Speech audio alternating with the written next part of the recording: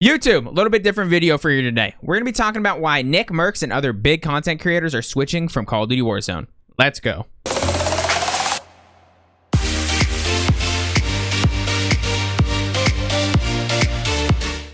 All right, you guys, so a little bit different video, like I said today. We are just going to be talking to you guys, no gameplay, nothing, because it is a very important video to me. Hopefully, somehow this will blow up, but I doubt it will. So make sure you guys press the like button and subscribe button if you guys do like this, because it's just going to be different to me. It's more of a podcast here today. We're just going to be talking about, trying to break this down quickly for you, but there's a lot to talk about. So we're going to make it as quick as possible. But if you guys do like this kind of stuff, make sure you guys do drop a like on it, subscribe to the channel, and comment below what you guys thought about this or what you guys think they're also missing, so that hopefully they'll go to the comments if they find this video and they can listen to you guys as well. First thing to talk about today, big content creators switching out of Warzone. As everyone knows, a game has a lifespan, and at certain points, it's usually what takes people out of a game. I've been around the gaming scene and Twitch for a long time. What takes people out of the game is honestly the game 90% of the time. There's like that rare occasion where a game like Fortnite comes out and it just blows away the whole world and everyone goes and plays it. Everyone did that with Call of Duty Warzone. It was one of those games that came out at the perfect time right at the beginning of a pandemic, and it was completely different than Blackout, because Blackout was pretty much a failure. It had some good things in it like the grapple hook, but it was pretty much a failure. So when this game came out, they made it free to play, which was humongous for Call of Duty. They've never done anything like that before. And with free to play, I don't think Call of Duty realized how many cheaters and stuff like that come with owning a free to play game, because the game released with 0 anti-cheat. So that is the big number one step here, and the big reason why most content creators are leaving right now, because Call of Duty is shooting themselves in the foot by not having an anti-cheat. At first, everyone's like, oh, they don't have an anti-cheat, it's fine. Like, you know, they're going to figure it out. Well, the game has now been out for about, 15 months now? 16 months-ish? There's still not an anti-cheat. And the worst part about it is they're not communicating with us. So they're talking about how they're banning 50,000 accounts. Well, they said at one point they had 99 million players. That literally is that's like a 0.0001% of 99 million, if you didn't know. So they come out with the ban wave, and it feels okay for a little while, but then it's like a week later, it's back to normal. Every one of these people weren't actually permabanned, or they just got a new account because it's free, which there's plenty of games out there that are free to play that get away with having an anti-cheat. Like, look at Fortnite. They do a wonderful job. Do you run into cheaters every once in a while? Yes, you do.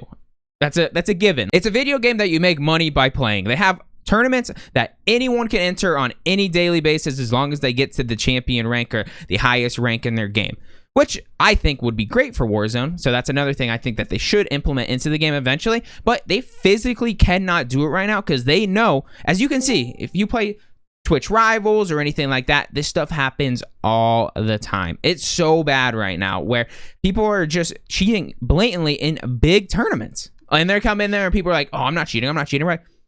Okay, I'm a 2.5 KD player. I know when someone's cheating against me. Like, I know what it feels like to get killed by pro players. I've been playing against them for years. They beam, but they aren't sitting on a headshot, or they're not tracking you through walls. And if you're trying to fake that you're doing that, you have to be really consistent at it, or someone that's actually a decent player is going to know if you're cheating. So I would say about right now, 70 to 80% of the time right now, we're having cheaters in a game, which is absolutely ridiculous. Like, no one should ever have to deal with that.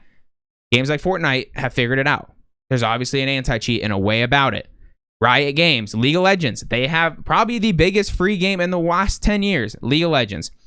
League of Legends is not a first-person shooter. I get that, but League of Legends is the most competitive esport there is. Like, you can go and argue this with me that it's CSGO or maybe Valorant nowadays, but Riot Games literally dominates competitive games. You've seen how Valorant's came up. League of Legends has literally dominated the scene for 10 years. I started playing it when I got out of high school, and that was in 2013. And I still go back and play it to this day because I know I can go play that game, and I'm most likely not running into a cheater. I played League of Legends for like 3 years straight, and I probably ran into 10 cheaters.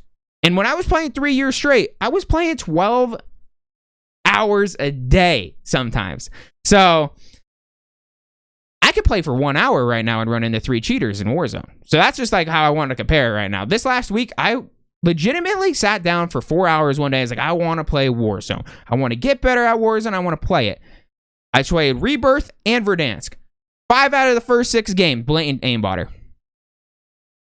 Like, I'm sorry, I don't want to like beat the drum. Like, we all know cheating's bad, but like, that's just like, I wanted to give you that example. Like, I played for 3 straight years of League of Legends, probably 2,000 league games a year. So probably 6,000 plus ranked games, and I ran into like 10 cheaters. Free to play game. So it's not the issue is not free to play. It's just straight up Activision not putting money into it.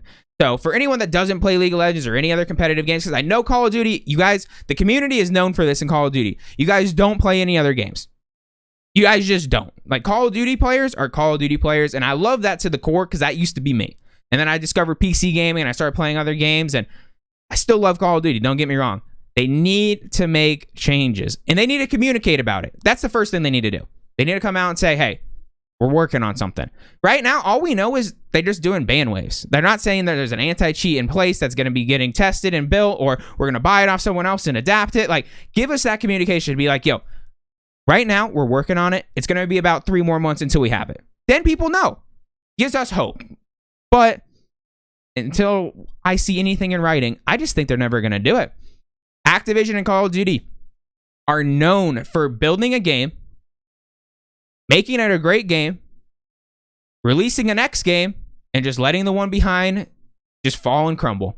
If you guys ever try to play Call of Duty 4, MW2, any of the old games on like your Xbox 360 on like just a random day, you go into that lobby and everyone's cheating. It's just been a thing in Call of Duty forever. I mean, it's just how it is, unfortunately, because they make great games, but people find their way around cheating in their game. And now that this game's been out over a year, that's longer than the typical title for Call of Duty, it's being taken over. There's just nothing they can do about it. So hopefully we see something like that. There's content creators are honestly switching even categories, like New World's coming out, and I saw TP streaming New World. If you guys don't know who TP is from the Call of Duty community, well, you're probably not in the Call of Duty community because he is a world champion Call of Duty player and pretty much was one of the only content creators that stuck for Blackout the entire time. One of the only ones. He played Blackout until literally Warzone release, and no one did that. And then other people are starting to play Splitgate, like Lucci, or there's a few other people that Splitgate, if you guys have heard of it, it's basically Halo, but like with Portal combined. It's a pretty cool game. People are going to go into those games. You want to know why they're going to those games? Want to know why? Pretty obvious. New World, an MMORPG, has an anti-cheat built into it. Splitgate, a small company is building this game and making this game, and they've been working on this game. I remember when I played the beta like a year and a half ago. It was very average, and it wasn't that fun. But they've been working on it. They have a rank system now. Call of Duty still doesn't have a good rank system somehow, even though it's a phenomenal game for rank. Like, it'd literally be so easy. Just take League of Legends. Let us know who the top players in the world are. Give them some elo system where you gain 20, you lose 15. When you lose, you have a rank system right there. I just gave you the formula. Pretty simple for the most part. It's just people leaving the game because Call of Duty is just, it's shooting themselves in the foot. There's small companies out there and new games coming out with things that Warzone needs to have. And from what I've heard, they've basically made it to where the game is anti-cheatable. Like, they really just like coded it horribly, and it's not in a good spot where they can't do it. But I think if they make a new map, they have to be able to. If you create a whole new map, and obviously the movement and all that stuff is going to be the same, you can do it. You can fix it. But maybe that's what they're doing. That's why it's taking a long time. That's why they brought back Alcatraz from here and made it Rebirth Island. So maybe they're working on it. But I would just like to know. Next thing I want to talk about here today is what they can do in the meantime. They need to communicate with us first of all. Just let us know. But fix some of the bugs in the game. Fix some of the glitches. Fix some of the like things that make the game better for us. So for me and like personally, I would love to see them. Everyone said it since the beginning. Why, when you put a plate on, when you have half a plate, why does it not give you a full plate? So you have half a plate. Why does it only give you one plate? It should give you 1.5 plates. That's something that everyone has thought should be in the game forever. I think they're afraid of how bad they are at coding their game to where you're going to be able to get like, instead of just 3 plates, you'll put on a plate at like 2.5 plates and you'll get 4 plates or something like that. Or 3.5 plates. I think they're afraid of that glitch coming into the game. But they keep putting things into the game like helicopters with turrets and Berthas with turrets, and the invisible glitch comes back every single time. So it's like, if you're going to try to like do something that people don't want, like no one wants a helicopter in the game with the turret on it. Like, If they do, they're probably not a hardcore player, or I could see maybe someone that like just wants to have fun, like get in a turret and shoot people. Like maybe that's what they want. But you're taking a big risk against like 80% of the community. Most of the people that play Call of Duty are pretty competitive people.